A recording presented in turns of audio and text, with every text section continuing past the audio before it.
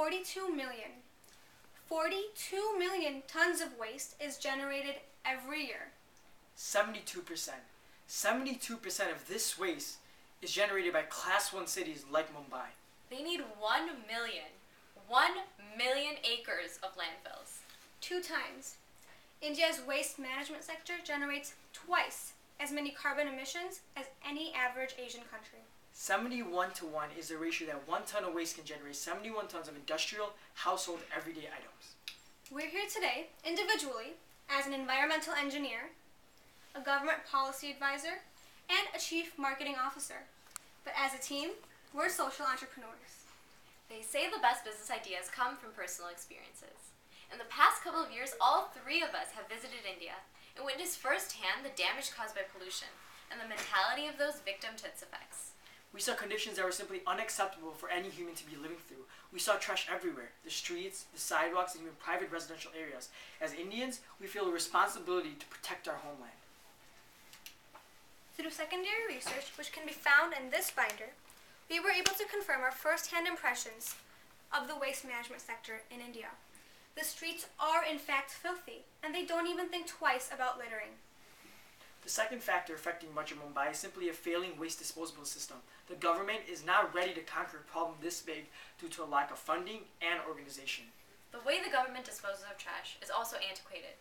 100,000 acres of land is needed to keep up with the waste generated, so they simply don't collect it. This causes the public to take waste management into their own hands, and they begin burning it. This releases 29% of the global particulate matter, which is 5 times worse than this normal standard regulation. These global issues impact individuals in India on an individual basis. Every year, hundreds of thousands of Indians suffer from premature deaths due to pollution-related diseases. Children are exposed to toxins as they play in poison streams, while mothers search for surgical needles to sell for a wage. This is the life that many Indians lead. Furthermore, this becomes an effect globally. We know that ozone layer depletion and global warming are inevitable without companies like Should. Specifically, Mumbai has a population of 19 million, giving it a very large labor force. This is one of the reasons why India has the 10th largest GDP in the entire world, with a 5% growth rate. Its service sector is also on the rise. The Indian government is also trying to decrease its deficit, and as a result have made it easier for foreign companies to invest. For that matter, the FDI, or the foreign direct investments, have increased by 5-fold over the last 8 years. In addition, CBOs and NGOs, or non-government organizations, are dying off due to lack of funding. Also in the status quo, there are municipal solid waste management rules and employment protocols that are being completely ignored by the government and companies. However, in Should, we strive to oblige to these rules and follow proper labor laws. We've named our company Should because 2 of the most popular religions in India, Hinduism and Islam, both stress the importance of cleanliness and purity. We simply need to remind our consumers of their roots, and the word itself is the best way to do so. It's clear, innovation is needed to help India from drowning in its own waste. Here are the 3 pillars of our company. 1. Public-private partnerships, also known as PPPs. We designed our company to be a direct, collaborative effort with the Indian government as well as local Mumbai municipalities. We plan to educate and empower our consumers to change their attitude towards waste management.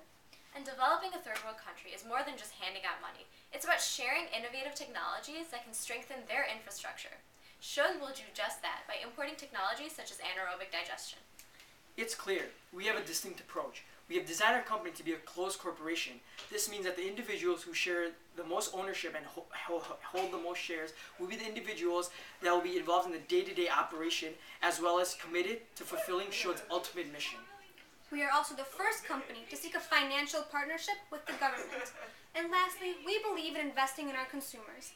That's why we'll run an education campaign to harness their support, crucial for a successful business. BMC, the Brihan Mumbai Municipal Corporation, is the current civic body governing Mumbai. They've been unable to organize a unilateral effort for waste management. This is where Should steps in to take over responsibility. The BMC's tax dollars that were previously given to other municipalities for waste management will now be given directly to Should as initial investment. With the addition of your capital, we'll be able to take advantage of economies of scale. As previously mentioned, the current Prime Minister of India, Narendra Modi, is an avid supporter of companies like Should. The current lift on FDI regulations further proves that investments are being made toward infrastructure that will enhance the waste management sector. Education is equally as important because we know that if we don't garner civilian support by the time the initial investment runs out, Should will not be able to survive. Therefore, we've created a campaign for education specifically. We decided that television was the best way to reach our audience, as 70% of homes, including slum homes, have television sets. We're also going to do billboard signs because those are effective in India. In the binder, you can find drafts of billboard signs that we may put up. Our last pillar of Should is where business meets science. Our technology has some key benefits. One, it is eco-friendly. Current waste procedures, as previously mentioned in India, require that all the waste is thrown into landfills, which can lead to detrimental effects. Two, what we do is simply use waste, bad stuff, to make good things. Our waste is directly converted into electricity. One of our primary technologies is anaerobic digestion. As this model shows, organic material is blended into a liquid and then transferred to storage tanks. Here it sits at 30 degrees. Microbes digest the organic material and release a methane-rich biogas, which can then be used for electricity. This digestate is then used as fertilizer, reducing the need for inorganic nitrogen and non-renewable phosphorus. Our specific anaerobic digestion plant will be located in the DNR, currently a government-owned dump site. But how will we go about doing all of this? We're expecting our consumers to pay $1 a month, which is equivalent to 62 rupees a month, for our services. We believe that once the education campaign goes into effect, it will be easy to convince them to help keep their own streets clean. We'll rotate truck drivers and have delivery and pickup dates on different dates to minimize costs, and if any of the consumers need a bin for trashes or recycling bins, we will provide those as well. So here comes the last part. All of our collected waste is converted into biomass, which has significant value in kilowatts according to various technologies. Electricity companies in India, such as Briha Mumbai Electrical Supply and Transport, will readily purchase this energy from us. After an interview with Jeff M. Harris, the Director of Field Operations at Waste Management Incorporated, we were able to model our company's hierarchy after theirs. Mumbai will be divided into 18 sectors, each with an educational campaign overseer and logistics manager. Below them will be project directors and tasked with administration, implementation, engineering, and education. As with every plan, there's a financial component. Please follow along in the binder as you can see some detailed finance graphs and charts. The total cost of our first year operation comes out to about $430 million. This includes both the operating expenses and the capital investment. However, after the first year, we'll be only looking at the operating expenses. So, where do you come in all of this? The Mumbai government will be giving us $329 million to start off our initial investment, leaving us needing $104 million, and that's where you come in. With both of these investments combined, that'll combine Should's initial costs. Should's first-year net profits are expected to be about $43 million, which will be split into growth and expansion, charity organizations, our investors, and owner salary. Our projected growth chart is shown for the first 4 years. As you can see, the first year compared to the next 3 years is quite low. This is because in the first year, we account for all of the startup expenses, which includes the capital investment. However, after that, we see a fourfold increase in profits in years 2, 3, and 4. Combined with that, we also have developed a chart for our maximum energy output, which comes out to about $32 million. This includes both inorganic waste conversion and organic waste recycling. However, this does not include the citizens' fees that we will be collecting separate from the energy output. Should is expected to provide a full return on investment within 3.5 years. Then our investors receive 10% equity in the company. So, where do you come in with all these numbers? With your initial investment of $104 million, we expect to return your investment within 4 years at 35%. You'll notice that the first couple years, your return on investment is negative, but you'll still be receiving payments back from your initial plan. Should is not only a profit-seeking company, but it also creates positive social externalities throughout the world.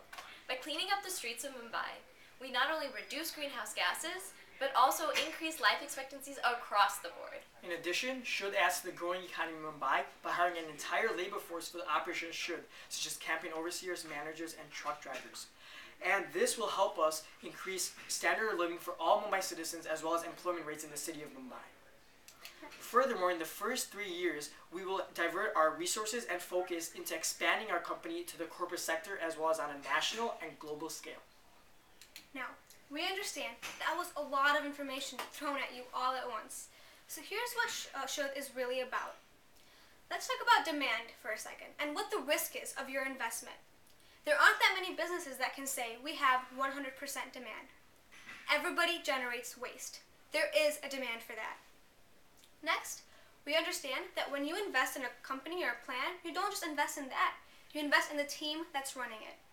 And I can assure you all three of us are greatly invested in this plan, and we're here to make sure that your return is greater than you ever expected. And finally, let's talk about the impact that Shudh can have on the world. When you invest in Shudh, you don't just invest in a company that's going to make a profit. You invest in a company that's going to affect billions of lives. A company that helps improve infrastructure. A company that has a potential to have a global impact. And today, we're inviting you to join us on our mission to make the streets of Mumbai, and globally at one point, safer, cleaner, and healthier. Thank you, and do you have any questions?